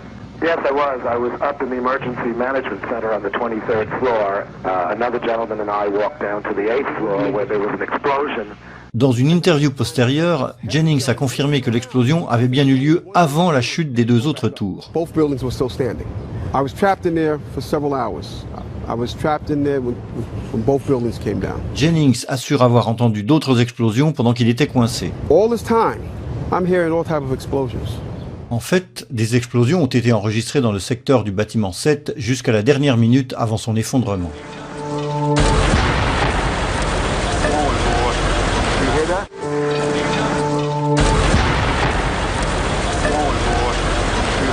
Et enfin, il y a une personne qui a vu une explosion de près de ses propres yeux. C'est Ron Di Francesco, celui qui était parvenu à descendre du 91e étage de la tour sud jusqu'au hall d'entrée. When he was exiting the building, he heard an explosion. He spun around and a fireball was coming down the hallway at him. He put his arms up, blew him across Church Street. He woke up in the hospital 2 days later. Yeah, I had burns, they say, on 80% of my body, and I have a broken bone in my back, and I guess my ears were turned inside out just with the burns. My head was very swollen. You know, I had my contacts in, so they were melted to my eyes, and Remettre en cause tous ces témoignages ne signifie pas avoir réfuté les affirmations d'explosion dans les tours jumelles. Cela veut dire simplement ignorer volontairement des dizaines de témoignages poignants qui dépeignent un scénario de cette journée très différent de celui qu'on nous a raconté. Question. Étant donné qu'à la suite des premières explosions et des incendies qui se sont déclarés, il n'y avait pas assez de carburant pour se déverser dans les ascenseurs, pouvez-vous nous expliquer les 3 explosions décrites par de nombreux témoins au moment du premier impact contre la tour nord? En particulier, pouvez-vous nous expliquer l'énorme explosion décrite par de nombreux témoins dans le sous-sol de la tour nord, juste avant l'impact de l'avion? Pouvez-vous nous expliquer la cause des nombreuses explosions qui ont littéralement dévasté le hall d'entrée de la tour nord, selon de nombreux témoins, environ 1 heure après l'impact de l'avion et avant la chute de la tour sud? Pouvez-vous expliquer la cause de l'énorme explosion décrite par M. Jennings et M. S au 8e étage du bâtiment 7, avant que les tours jumelles ne soient effondrées? Pouvez-vous expliquer la cause des nombreuses explosions enregistrées par différentes équipes de reportage, dont la BBC et CNN, après la chute des tours jumelles et avant la chute du bâtiment 7? Pouvez-vous expliquer comment plus de 100 témoins, la plupart pompiers ou policiers, auraient pu être induits en erreur lorsqu'ils décrivent des explosions dans les tours jumelles et le bâtiment 7 ce jour-là? Un autre élément commun avec les démolitions contrôlées porte sur les éjections ou squibs, ces nuées de débris pulvérisés qui ont été observées sur les façades des 2 tours au moment de leur effondrement. Les éjections se produisent lors de démolitions contrôlées lorsque le béton est expulsé de force par les explosions qui se produisent à l'intérieur d'un bâtiment. The individual explosions that I noticed 20 and 30 and 40 stories below the collapsing structure, those are what we demolitions guys call squibs. And that's another characteristic that seems to be evident. Mais pour celle des tours jumelles, les débunkers ont une explication différente. A building like that, it's like a giant accordion. It's full of air. When the top of that building comes down, all that air has to come out. And where it comes out the windows. It blows out the window. Quanto agli sbuffi, se pensiamo a questi piani che si schiacciano uno sull'altro, l'aria che esce, che porta polvere, fumo e detriti fuori, li spiega abbastanza bene. Les débunkers oublient de dire que de nombreuses éjections ont été observées 20, 30, voire même 40 étages au-dessous de la ligne d'effondrement, là où les étages étaient encore parfaitement intacts. Aucune éjection de béton ou de fumée n'est censée avoir lieu à ces étages à ce moment-là. Mais même dans ce cas, les débunkers ont une explication toute prête. Et ça s'explique justement par la communication des surpressions, par les cages d'ascenseur. Alors là, c'est les cages d'ascenseur, mais il y a bien sûr aussi des escaliers. Donc ça aussi, et ça a permis donc cette évacuation de l'air, non seulement sur les côtés, mais aussi dans toute la tour, en mettant en pression le bâtiment. Pourtant, les ascenseurs et les escaliers ont des portes à presque chaque étage.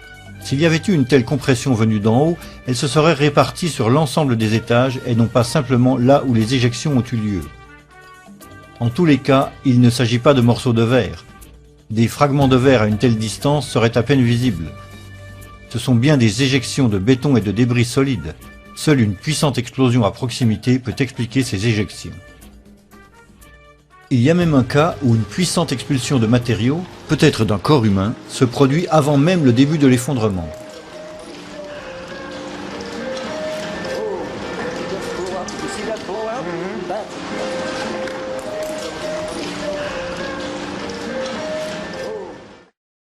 Question. Étant donné que ce que nous observons n'est visiblement pas du verre brisé, mais des éjections de béton et d'autres débris, pouvez-vous expliquer la cause des éjections observées 30 ou 40 étages plus bas que la ligne d'effondrement?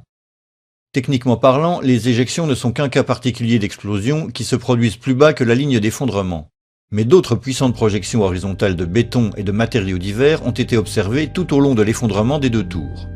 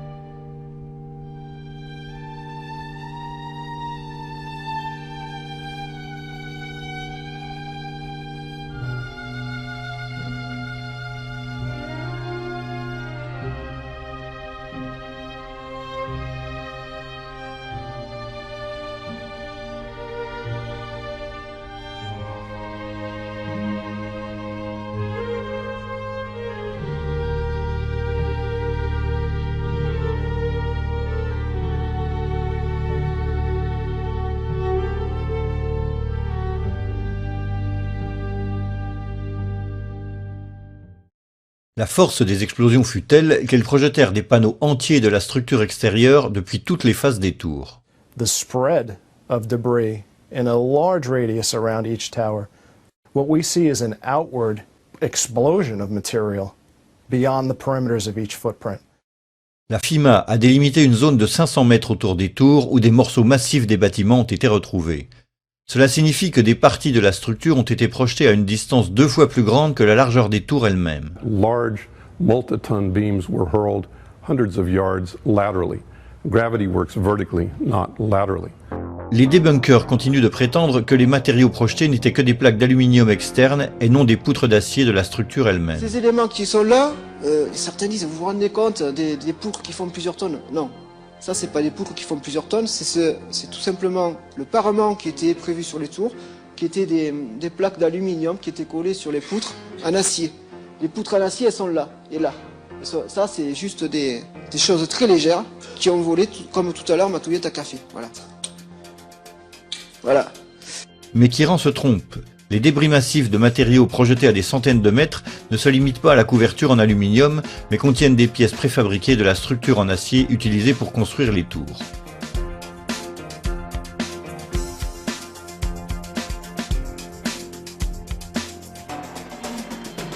Sur cette image, une personne restée agrippée à un bloc de colonnes qui s'effondre nous donne une idée de la taille et du poids des pièces de structure qui se sont détachées du bâtiment. De nombreux éléments de structure massifs se sont plantés dans les immeubles alentours. David Chandler, de l'Association des architectes et ingénieurs, a calculé l'énergie nécessaire pour projeter certains de ces débris de structure massifs à une telle distance des bâtiments. Using special software, we can analyze motion on video clips frame by frame. I have placed markers on each frame so we can track a particular projectile. From the markers, we can get a data table and plot various graphs. The data here shows that the object we were tracking was shot horizontally at over 70 miles per hour. The energy needed to hurl a 4-ton girder at this speed is comparable to the energy needed to hurl a 200-pound cannonball 3 miles.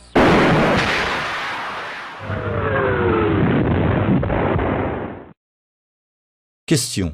Étant donné que les blocs supérieurs en quasi-chute libre n'avaient pas d'énergie supplémentaire pour détruire la structure intacte en dessous, d'où venait l'énergie capable de projeter ces énormes débris à une telle distance des tours?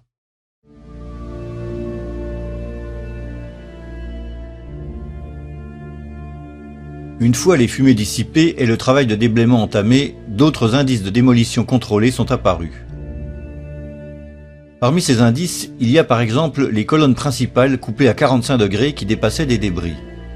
Ce type de découpage est caractéristique d'une démolition contrôlée et s'obtient en plaçant des charges linéaires selon un angle de 45 degrés sur les colonnes. This is a linear shape charge and it's wired in with the dynamite. When it cuts, it'll cut this column right on this angle, and then this piece will be deflected and displaced in that direction.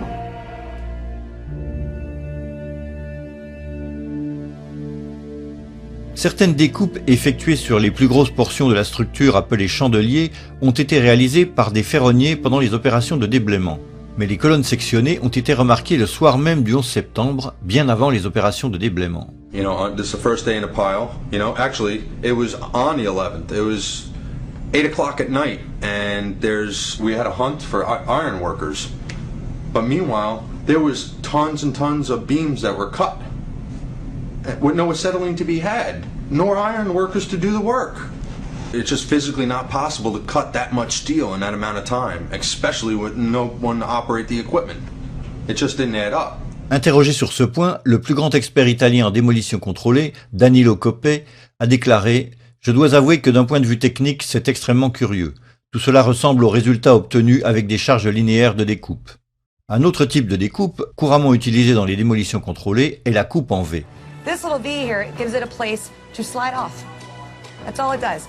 And by putting them on at this diagonal, we're trying to fill this structure in this direction. Une grande coupe en V est visible sur ce morceau de structure du bâtiment 7. Le même morceau présente aussi des coupes en diagonale au niveau des croisements de poutres et une coupe en V plus discrète au bout de l'autre poutre. Question.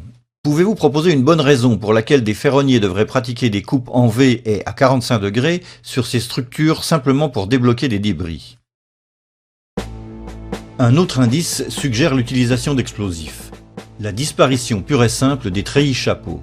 Ces structures massives en acier qui chapeautaient chacune des tours et assuraient la cohésion de leur structure. La structure de ces treillis chapeaux occupait 4000 m² et reposait sur le toit de chacune des tours.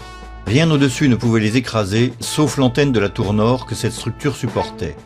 Si un simple effondrement gravitationnel s'était produit, on aurait pu s'attendre à trouver ces treillis chapeaux au-dessus des décombres, peut-être déformés, mais encore reconnaissables. Au lieu de cela, les deux chapeaux couvrant pourtant chacun 4000 m² semblent s'être évanouis dans la nature. Sur les centaines de photos prises à Ground Zero, y compris des photos aériennes, aucun élément des chapeaux n'est visible. Curieusement, l'antenne de la tour nord a été retrouvée déformée mais encore reconnaissable. Par contre, la structure métallique qui reliait toutes les colonnes et supportait l'antenne semble avoir disparu corps et bien.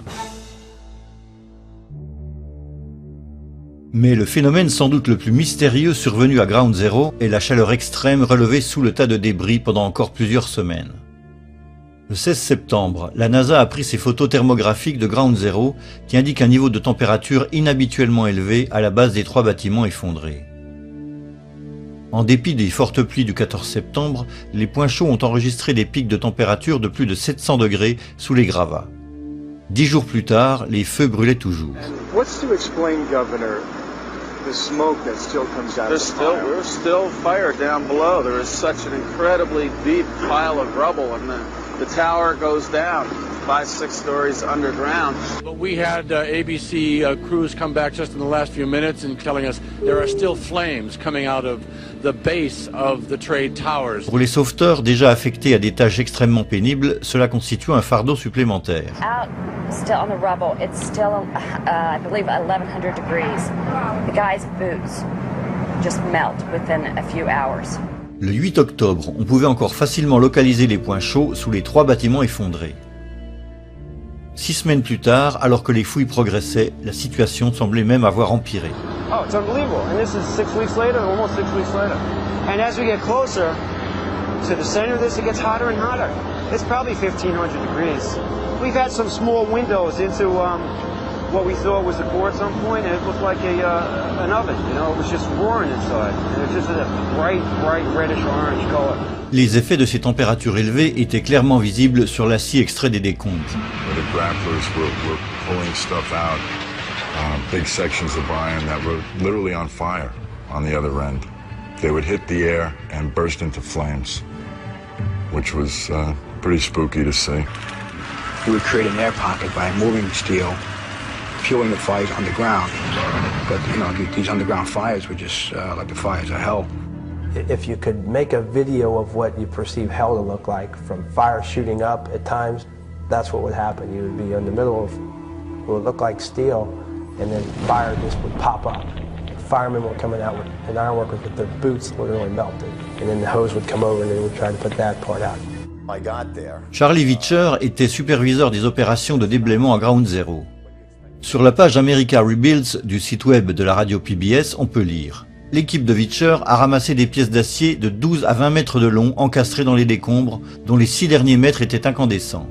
Vitcher a déclaré: les camions chargés d'acier passaient à côté de vous et vous pouviez sentir la brûlure sur votre nuque à une distance de 6 mètres. Dans un article intitulé « Un site de travail dangereux », le ministère américain du Travail a écrit que les feux souterrains brûlaient à une température de 1100 degrés centigrades.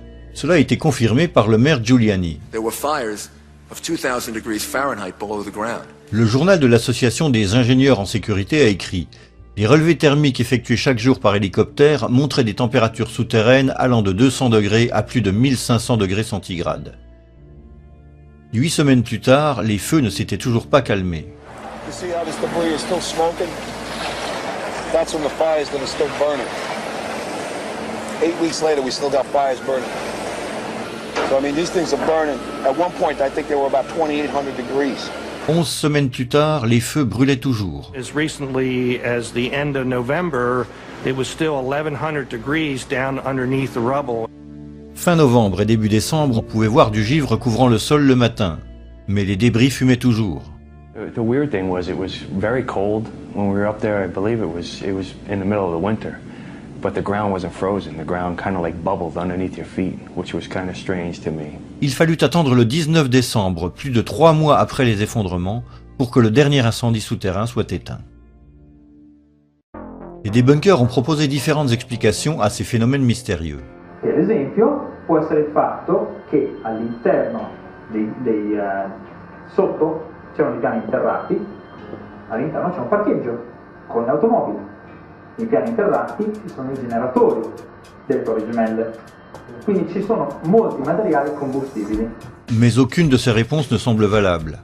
À propos du carburant, l'Association des ingénieurs en sécurité a écrit: 3 étages souterrains étaient utilisés comme garage avec une capacité de 2000 véhicules. Les voitures ont été finalement localisées et enlevées. Certaines avaient explosé et étaient complètement brûlées. D'autres étaient en parfait état, prêtes à reprendre la route.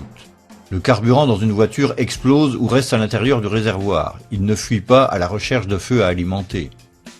À propos du réservoir des groupes électrogènes, l'Association des ingénieurs en sécurité a écrit: 270 000 litres de gazole étaient stockés dans un réservoir dans le sous-sol du bâtiment. Le réservoir a finalement été localisé et inspecté. Bien que légèrement endommagé, aucune fuite n'a été détectée. Le carburant a été retiré. Une autre preuve des chaleurs extrêmes atteintes pendant les effondrements se trouve dans les énormes déformations des poutres d'acier récupérées à Ground Zero. Architects, engineers, people who work with steel, welders have just never seen the level of destruction and the level of deformation of this material in our lives. You saw steel, some of the thickest steel I've ever seen, bent like a pretzel. This 8-ton steel I-beam is 6 inches thick. It was selected to be preserved for future generations for the near-perfect horseshoe-like bend formed during the collapse. I found it hard to believe that it actually bent because of the size of it and how there's no cracks in the iron. It bent without almost a single crack in it. It takes thousands of degrees to bend steel like this. En fait, la température de 1500 degrés déjà mentionnée n'est pas le fait du hasard. C'est exactement la température nécessaire pour faire fondre l'acier.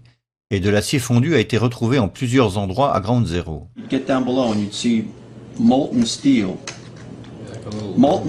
running down the channel rails, like you're in a foundry. Yeah, like lava. Like lava. From a volcano. The fires got very intense down there and it actually melted beams where it was molten steel that was being dug out. Comme pour les explosions, les débunkers remettent en cause la véracité de tous les témoignages faisant état de métal fondu. Pozze di metallo fuso alle basi delle torri gemelle. Chi le ha mai viste? Le NIST a lui aussi nié avoir eu connaissance de métal fondu à Ground Zero. I'm curious about the pool of molten steel that was found in the bottom of the tower. I know of absolutely nobody, and no eyewitness who said so, nobody who's produced it. I was on the site, I was on the steel yards, so I don't know that that's so. C'est vrai, M. Gross a visité le dépôt où les débris des tours furent entreposés. Mais il devait être pressé, car il n'a même pas remarqué, à quelques mètres de là, les poutres d'acier déformées, indice évident que le métal était entré en fusion. De toute façon, plusieurs observateurs particulièrement fiables ont signalé la présence de métal fondu à Ground Zero. Rich Garlock, ingénieur en structure qui travaillait à Ground Zero, a déclaré « Si on descendait plus bas, il y avait de la fumée et c'était vraiment brûlant. Nous étions sous le bâtiment 6, au-delà des colonnes. Les débris étaient rouges vifs, incandescents et coulaient. » Un superviseur de l'Association pour la santé environnementale, Ron Burger, a déclaré « Le fait de sentir cette chaleur, de voir cet acier fondu, ces couches superposées de cendres, comme de la lave, tout cela m'a rappelé l'éruption du mont Sainte-Hélène. » William Langewish est l'auteur de American Ground, un livre qui décrit en détail les conditions de travail à Ground Zero. Un passage mentionne des flots de métal fondu qui s'échappaient des points chauds et s'écoulaient le long des murs détruits dans les profondeurs des fondations. Greg Fushek, qui a fourni les équipements GPS aux secouristes, a déclaré « Parfois, lorsqu'un ouvrier voulait extraire une poutre d'acier des décombres, l'extrémité de cette poutre dégoulinait de métal fondu. » Peter Tully, des constructions Tully, a affirmé qu'il avait vu des flaques de métal littéralement fondues au World Trade Center. Marc Loiseau, président de Controlled Demolitions Inc., a rapporté les témoignages de prestataires à Ground Zero qui parlaient de points chauds de métal en fusion dans les fondations à la base des cages d'ascenseur des deux tours. Le docteur Abolhassan Astaneh, professeur d'ingénierie en génie civil à l'université de Berkeley, a examiné les restes des tours jumelles. Il a déclaré « J'ai vu des poutrelles fondues au World Trade Center. Si vous vous souvenez des peintures de Salvatore Dali avec les montres ramollies, ça y ressemblait. Cela ne peut se produire que si vous portez l'acier à environ 1100 degrés, quand il devient jaune, voire blanc incandescent. » La voix qui fait sans doute le plus autorité dans ces témoignages est celle de Leslie Robertson, l'ingénieur qui a construit les tours jumelles.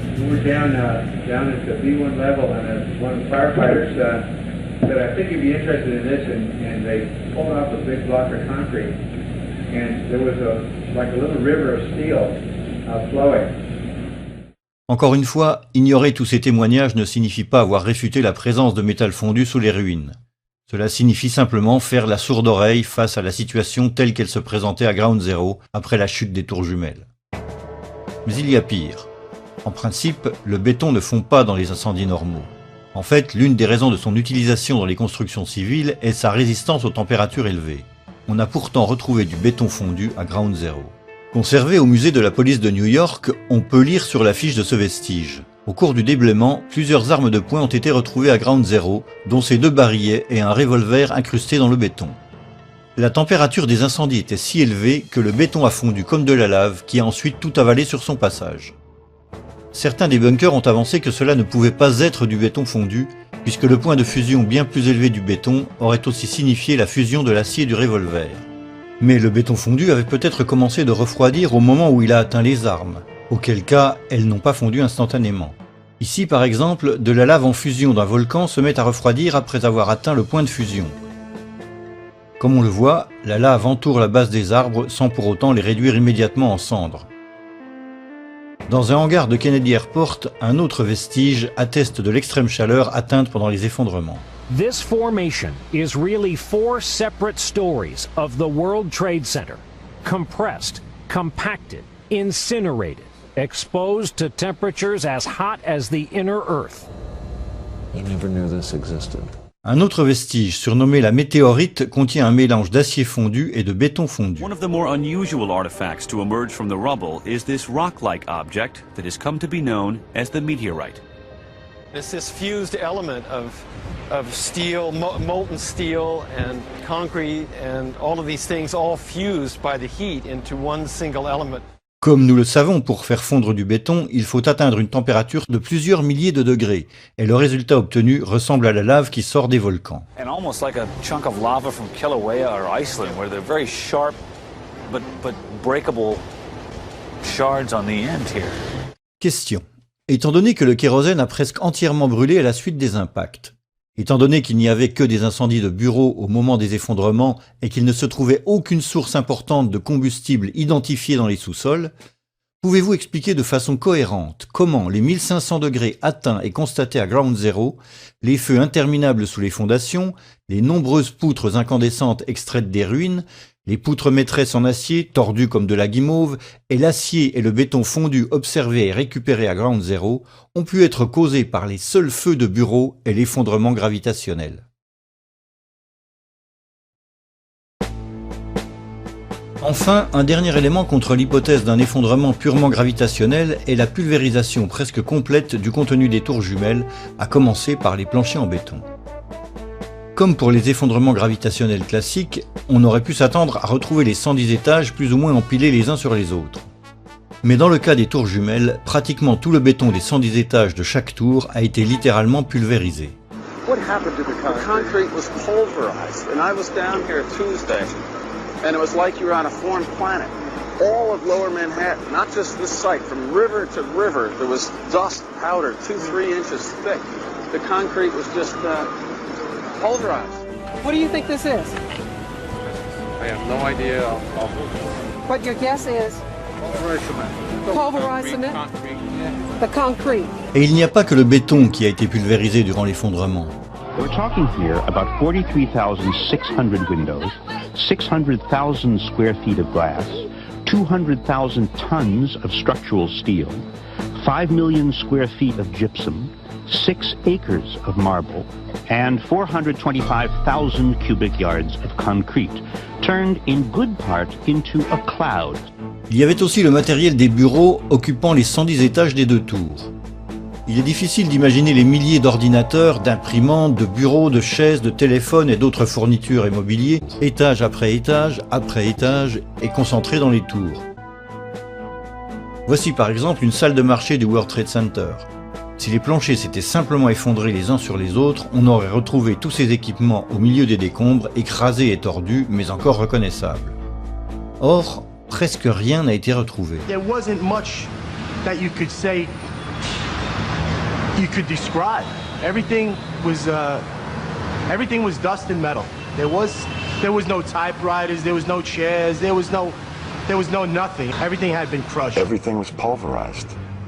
There was, there were no desks, there were no phones, there were, maybe now and then you find a fragment of something, but basically everything was just pulverized.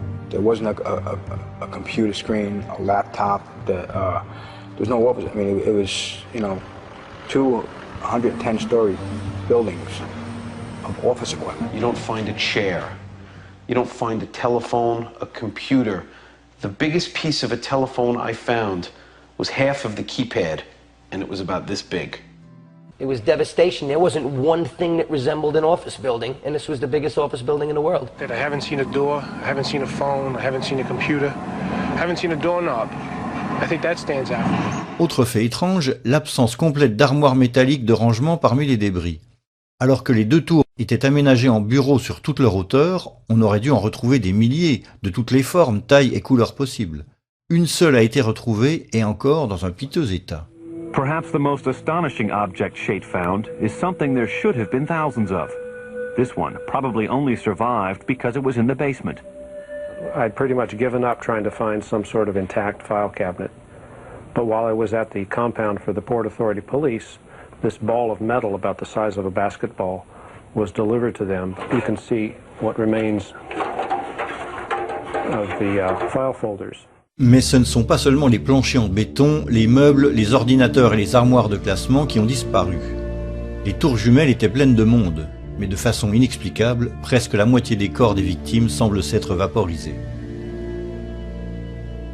Lorsqu'un bâtiment s'effondre, les victimes se retrouvent coincées entre les planchers empilés les uns sur les autres. Leurs corps sont écrasés et broyés, mais la plupart du temps, ils restent entiers. En fait, le matin du 11 septembre, les hôpitaux du secteur s'attendaient à recevoir des centaines de victimes extraites des ruines. Pratiquement aucune n'est arrivée. Selon le médecin chargé de superviser les évacuations, 2749 personnes sont mortes dans les tours, mais moins de 300 corps entiers ont été retrouvés.